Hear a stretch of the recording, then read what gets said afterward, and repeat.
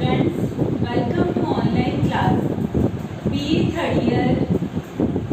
जैसा कि हम जानते हैं, हमने जर्मन समाजशास्त्री मैक्स वेबर का अध्ययन प्रारंभ किया था। उसके अंतर्गत हमने उनका बहुत ही महत्वपूर्ण सिद्धांत सामाजिक क्रिया का सिद्धांत पढ़ा है। आज जो सिद्धांत मैक्स वेबर का हम पढ़ने जा रहे हैं वो है सत्ता का सिद्धांत, यानी थ्योरी ऑफ ऑथोरिटी। यानी सत्ता क्या होती है, किस रूप में होती है, उसके कितने प्रकार होते हैं, इन सब का अध्ययन जो है मैक्स वेबर ने अपने इस सिद्धांत के अंतर्गत बताया है। सबसे पहले सत्ता के सिद्धांत को जानने से पहले उन्होंने शक्ति के बारे में अत्यंत ही लघु रूप में बताया है। उन्होंने कहा है कि शक्ति किसी व्यक्ति की वह क्षमता है जिनसे वह अपनी इच्छाओं को अन्य व्यक्तियों पर थोपता है। यानी शक्ति क्या है? किसी व्यक्ति में पाई जाने वाली वह क्षमता है। उस क्षमता के आधार पर वह अन्य व्यक्तियों पर उसको थोपता है। तो मैक्स वेबर ने इसे क्या कहा है? शक्ति कहा है।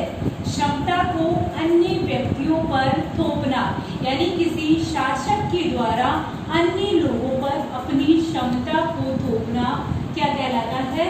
शक्ति कहलाता है। अब आते हैं सत्ता पर। वेबर ने सत्ता के लिए जो शब्द प्रयोग किया है वो किया है Herrschaft, यानी HERRSCHAFT,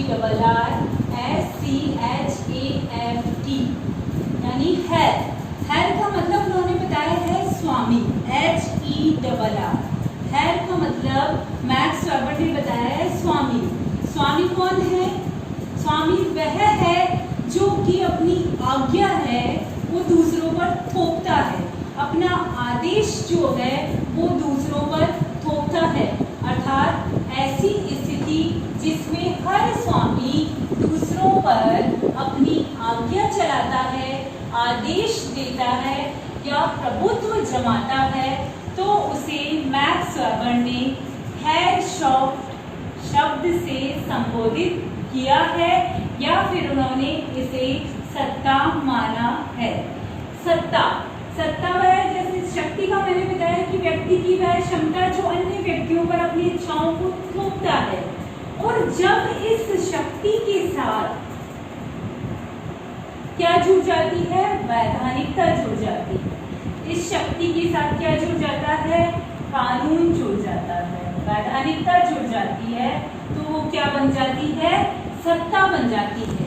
यानी शक्ति क्या है?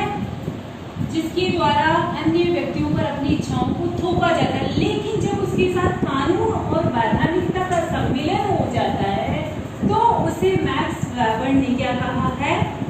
सत्ता कहा है। मैक्स वेबर ने सत्ता के मुख्य रूप से 3 प्रकार बताए हैं: पारंपरिक सत्ता, करिश्माई सत्ता, तर्क विधिक सत्ता। जैसा कि मैंने आप लोगों को बताया था, मैक्स वेबर ने सामाजिक क्रिया के कितने प्रकार बताए थे? 4 प्रकार बताए थे: परंपरात्मक क्रिया, मूल्यांकनात्मक क्रिया, भावात्मक क्रिया और तार्किक क्रिया। लेकिन मैक्स वेबर ने यहाँ पर सत्ता के 3 प्रकार बताए हैं। पारंपरिक सत्ता जो है वो किस पर आधारित है? पारंपरिक क्रिया पर आधारित है। करिश्माई सत्ता किस पर आधारित है? भावात्मक क्रिया पर आधारित है।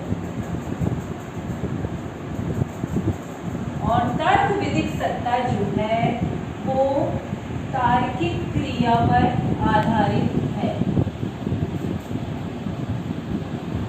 इन सत्ता की प्रकारों का अध्ययन करने से पहले मैक्स वेबर ने सत्ता के कुछ तत्वों का उल्लेख किया है। उनमें से मुख्य तत्व जो हैं वो 5 प्रकार के हैं। पहला तत्व है शासक।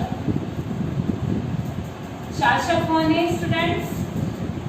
जो अपनी आज्ञा को दूसरों पर थोपता है, यानी अन्य व्यक्तियों पर थोपता है, तो तो पहला सत्ता का तत्व कौन सा हुआ? शासक। दूसरा है शासित। शासित कौन सा व्यक्ति है? जो उस शासक के अधीनस्थ रहता है और उसके द्वारा थोपी गई सत्ता का, आज्ञा का पालन करता है। तीसरा तत्व जो है वो है आदेश। आदेश जो है शासक के द्वारा दिया गया आदेश, यानी शासित को क्या करना है, क्योंकि वो अधीनस्थ है और अधीनस्थ है इसलिए शासक के द्वारा दिए गए आदेश को शासक को मानना है। तो तीसरा तत्व इस रूप में उन्होंने बताया आदेश, और चौथा बताया है उन्होंने आज्ञा पालन। चौथा कौन सा बताया है? आज्ञा पालन। आज्ञा पालन के अंतर्गत शासक जो भी आदेश देता है उन आदेशों का पालन करना शासितों का कर्तव्य है। क्यों? क्योंकि शासक जो है उनके ऊपर सत्ता कायम रखता है, अपना प्रभुत्व कायम रखता है, अतः शासितों को उसकी आज्ञा का पालन करना आवश्यक होता है। पांचवा जो लास्ट तत्व जो बताया उन्होंने सत्ता का, वो बताया है शासितों की स्वीकृति।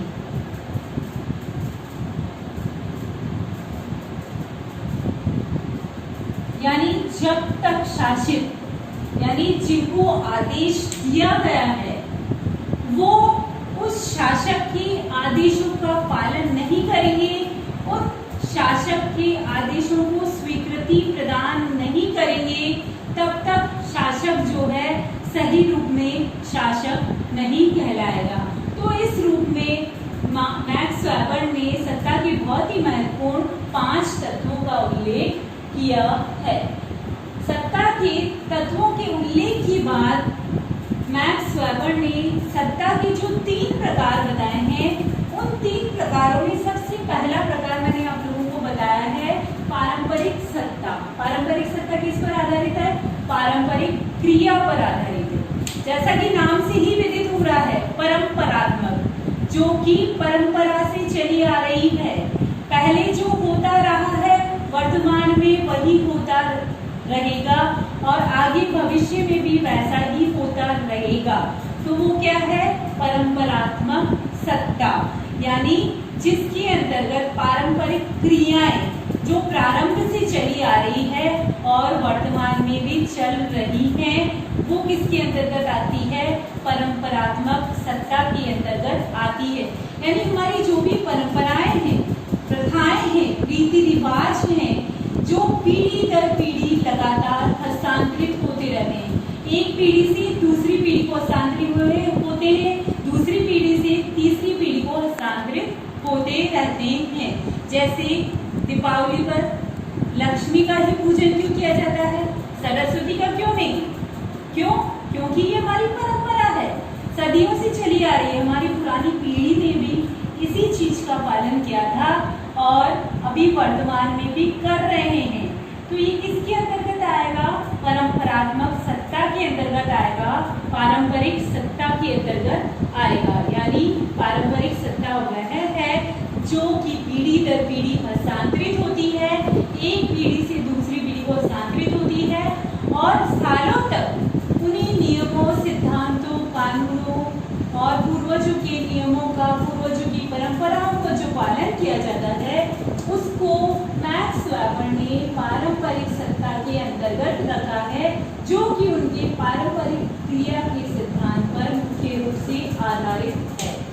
दूसरी जो आती है वो सत्ता है करिश्माई सत्ता।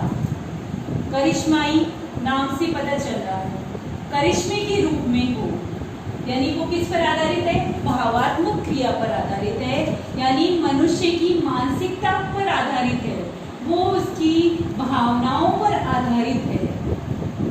वही जो क्या कहलाएगी? करिश्माई सत्ता, या फिर इसे मैक्स वेबर ने चमत्कारिक सत्ता भी कहा है।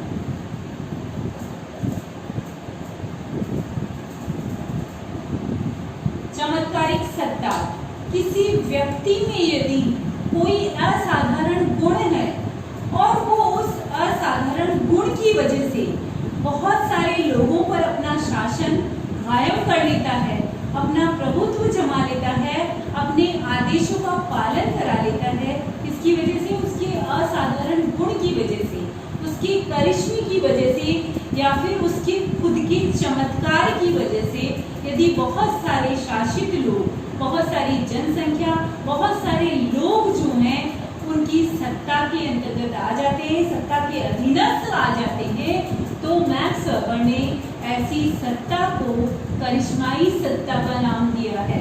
जैसे जब अंग्रेजों का शासन था हमारे भारत देश में, उस समय महात्मा गांधी जो है वो किस रूप में उभरे? एक करिश्माई नेता के रूप में उभरे थे। एक असाधारण गुण होने के कारण उनमें उन्होंने पूरी भारत की जनता को अपने वशीभूत कर लिया था और जो आंदोलन था, स्वतंत्रता आंदोलन, उसके अंतर्गत भी पूरी जनता को उसमें शामिल कर लिया था।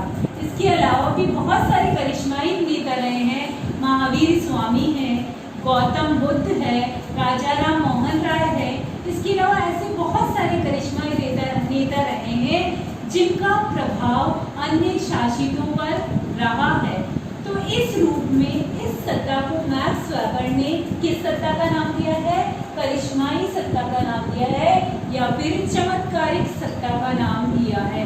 यानी किस रूप में होगी? चमत्कार के रूप में होगी। ये चमत्कार कब होता है स्टूडेंट्स? जब हमारे समाज में, हमारे देश में कोई ऐसी आपात स्थिति उत्पन्न हो जाती है जिसका कोई सलूशन नहीं मिलता है, जिसका कोई व्यक्ति को कोई हल नहीं मिल पाता है कि इस आपात स्थिति से कैसे निपटा जाए, तो उस समय अचानक जो व्यक्ति एक असाधारण गुण लेकर, चमत्कारिक सत्ता लेकर उस समय उभरता है, वही क्या होता है? चमत्कारिक नेता होता है और वही अपनी जो सत्ता कायम करता है, उसे मैक्स वेबर ने करिश्माई या चमत्कारिक सत्ता का नाम दिया है।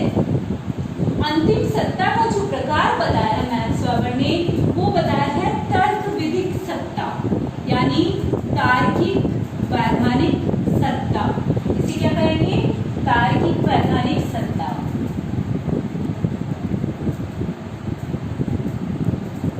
ये इनकी कौन सी क्रिया पर आधारित है? तार्किक क्रिया पर आधारित है। बताया था हमने, तार्किक क्रिया जो तर्क पर आधारित है, यानी ऐसी सत्ता जिसके साथ तर्क और कानून दोनों जुड़ जाते हैं, तो वह सत्ता कौन सी बन जाती है? तर्क विधिक सत्ता या फिर तार्किक वैधानिक सत्ता बन जाती है। ये कौन सी क्रिया पर आधारित है? तार्किक क्रिया पर आधारित है। यानी कोई भी व्यक्ति है जिसने आईएएस का एग्जाम पास किया है, वो आईएएस की ट्रेनिंग करके जब उस अधिकारी के रूप में स्थापित हो जाता है, उसे वो सत्ता प्राप्त हो जाती है, उसे कानून के द्वारा, तर्क के द्वारा उसे विभिन्न अधिकार प्राप्त हो जाते हैं, तो ऐसी सत्ता को मैक्स वेबर ने तार्किक वैधानिक सत्ता के रूप में प्रतिपादित किया है, जिसमें तर्क और कानून दोनों की ही प्रधानता हो। ऐसी सत्ता किस प्रकार की सत्ता के अंतर्गत आती है? तार्किक वैधानिक सत्ता के अंतर्गत आती है। अब एक बात मैक्स वेबर ने और बताई है कि ये पारंपरिक सत्ता जो है, इसमें परिवर्तन होता है। कैसे परिवर्तन होता है? चमत्कारिक सत्ता में भी परिवर्तन होता है, तर्क विधिक में, तार्किक सत्ता में कानून जुड़ गया तो परिवर्तन हो गया, परंपराओं के साथ और परंपराएं जुड़ गई तो उनमें परिवर्तन हुआ और आगे तक पीढ़ियों तक चलती रही वो परंपरा, तो ये पारंपरिक सत्ता हो गई। करिश्माई सत्ता जो है, इसमें परिवर्तन कैसे होता है? करिश्माई सत्ता यानी कोई भी जो करिश्माई नेता है, उस नेता की यदि मृत्यु हो जाती है तो वो जो उसका जो उत्तराधिकार है वो यदि उसके पुत्र को प्राप्त हो जाता है, करिश्माई नेता की मृत्यु होने पर उसका जो उत्तराधिकार है वो उसके पुत्र को प्राप्त हो जाता है, तो वो किस रूप में परिवर्तित हो गया? पारंपरिक सत्ता के रूप में, यानी करिश्माई सत्ता किस रूप में परिवर्तित हो गई? पारंपरिक सत्ता के रूप में। क्यों? क्योंकि जैसे राजा का बेटा राजा, नेता का बेटा नेता बन गया, करिश्माई नेता का बेटा जो है करिश्माई नेता बन गया, तो करिश्माई सत्ता किस रूप में परिवर्तित हो गई? पारंपरिक सत्ता के रूप में परिवर्तित हो गई। यानी करिश्माई सत्ता को मैक्स वेबर ने क्या बताया कि वो पारंपरिक सत्ता में भी परिवर्तित हो जाती है और वो तार्किक विधिक सत्ता में भी परिवर्तित हो जाती है। किस रूप में परिवर्तित हो जाती है? कि यदि इस करिश्माई सत्ता को लिपिबद्ध कर दिया जाए, लिपिबद्ध यानी उसकी कोई लिखित प्रमाण हो जाए, यानी लिखित रूप में उसको लिख दिया जाए, तो वह किस सत्ता में परिवर्तित हो जाएगी? तर्क विधिक सत्ता के रूप में परिवर्तित हो जाएगी। यानी करिश्माई सत्ता जो है परंपरात्मक सत्ता और तार्किक वैधानिक सत्ता दोनों ही सत्ता के रूप में परिवर्तित हो सकती है। तो इस प्रकार मैक्स वेबर ने बहुत ही महत्वपूर्ण रूप से सत्ता के 3 प्रकारों का उल्लेख किया है, जो कि उनके सामाजिक क्रिया के प्रकार बताए गए हैं, उन्हीं पर आधारित है। लेकिन स्टूडेंट्स, हम जानते हैं यदि कोई भी थ्योरी दी जाती है, कोई भी सिद्धांत दिया जाता है, तो इस सिद्धांत में कमियां या आलोचनाएं अवश्य होती है। तो मैक्स वेबर की भी थ्योरी की कुछ कमियां या आलोचनाएं की गई हैं। पहली जिसे कहते हैं अस्पष्ट वर्गीकरण, अपूर्ण वर्गीकरण। अपूर्ण वर्गीकरण इसलिए कहा गया है, मैक्स वेबर ने सामाजिक क्रिया के कितने प्रकार बताए? 4। मैंने आप लोगों को बताया था, तार्किक, मूल्यांकनात्मक, भावात्मक और पारंपरिक। लेकिन उन्होंने सत्ता के कितने प्रकार बताए हैं? पारंपरिक, करिश्माई और तार्किक विधिक, 3 ही प्रकार बताए हैं। तो भावात्मक आधार पर करिश्माई सत्ता बताई है, लेकिन मूल्यांकनात्मक आधार पर उन्होंने किसी प्रकार की सत्ता का कोई उल्लेख नहीं किया है। इसी वजह से इनके वर्गीकरण को अपूर्ण वर्गीकरण, यानी सत्ता का जो वर्गीकरण है उसे अपूर्ण कहा जाता है। इसी रूप में इनका वर्गीकरण जो अस्पष्ट भी है। अस्पष्ट इसलिए है क्यों? किसी भी प्रकार की सत्ता का जो है मनोवैज्ञानिक वर्गीकरण है, हर व्यक्ति की मानसिकता से संबंधित है ये वर्गीकरण, शारीरिक क्षमता से संबंधित नहीं होकर किससे संबंधित है? मानसिक। इसीलिए इस वर्गीकरण को कैसा वर्गीकरण कहा गया है? मनोवैज्ञानिक वर्गीकरण कहा गया है। किंतु फिर भी मैक्स वेबर का ये जो सिद्धांत है, ये सिद्धांत समाजशास्त्र को एक नई दिशा प्रदान करता है, एक नई अध्ययन पद्धति प्रदान करता है। और वह अध्ययन पद्धति कौन सी है? व्याख्यात्मक अध्ययन पद्धति। इसीलिए मैक्स वेबर को व्याख्यात्मक समाजशास्त्र का पिता कहा जाता है। स्टूडेंट्स, जैसा कि मैंने आपसे कहा था कि मैं हर वीडियो में आपसे 2 प्रश्न पूछूंगी। सबसे पहले मैं पिछले वीडियो में जो प्रश्न पूछे गए हैं उनसे उनके आंसर बताऊंगी आपको। पिछले वीडियो में पहला प्रश्न मैंने ये पूछा था, मैक्स वेबर का जन्म कब और कहाँ हुआ था? मैक्स वेबर का जन्म 21 अप्रैल 1864 को जर्मनी के बर्लिन प्रदेश के इरफ्रुट-थ्रीगिया नामक स्थान पर हुआ था। वापस बताऊंगी एक बार आंसर। मैक्स वेबर का जन्म 21 अप्रैल 1864 को जर्मनी के बर्लिन प्रदेश के इरफ्रुट-थ्रीगिया नामक स्थान पर हुआ था। मेरा दूसरा जो प्रश्न था पिछले वीडियो में वो ये था कि मैक्स वेबर की किन्हीं 2 पुस्तकों के नाम बताइए। मैंने मैक्स वेबर की बहुत सारी महत्वपूर्ण पुस्तकें बताई हैं। उनमें पहली द सिटी, दूसरी पुस्तक है एसेस इन सोशियोलॉजी। पहली पुस्तक है द सिटी और दूसरी पुस्तक है एसेस इन सोशियोलॉजी। अब स्टूडेंट्स, आज के प्रश्न, पहला प्रश्न जो है वो यह है कि कार्ल मार्क्स के किन दो सिद्धांतों का हमने अध्ययन किया है। कार्ल मार्क्स के किन दो सिद्धांतों का हमने अध्ययन किया है। दूसरा प्रश्न है, मैक्स वेबर ने सामाजिक क्रिया के कितने प्रकार और कौन कौन से प्रकार बताए हैं। मैक्स वेबर ने सामाजिक क्रिया के कितने और कौन कौन से प्रकार बताए हैं।